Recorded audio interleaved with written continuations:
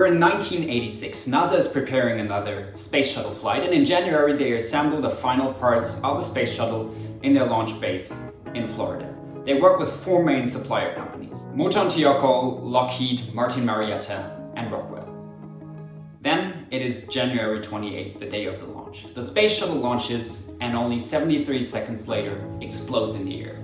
It is one of NASA's biggest disaster in history. Let's look at the stock prices though of those four supplier companies. In this graph on the y-axis you see the price, and on the x-axis you see the time. The space shuttle explodes exactly at 11:39 a.m. and you see that all of those stock prices crash immediately. But then something surprising happens. The stock price of three companies recovers. Only one company stays at that low level. It is Moton Tioko.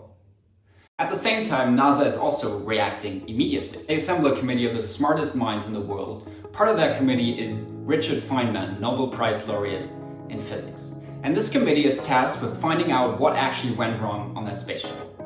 And after 6 months, they come out and release their report. The space shuttle crashed because of the failure of a rubber seal. And guess which company provided that rubber? It was Moton Tioko. What took the smartest minds 6 months to figure out took the market only 3 hours. And with this, welcome to my course, The DNA of Wall Street, which is exactly about this magic tool, the financial market. I'm going to give you an in-depth understanding of finance. We're going to meet the most famous people in finance, famous academics and Nobel laureates, and also the famous people on Wall Street like Warren Buffett and Jim Simmons. So let me give you a quick outline of what I want to do with you. First, we're going to look at the relevant players in a financial market, which is companies, then investors, which could be you, for instance, and financial intermediaries, which are mostly banks.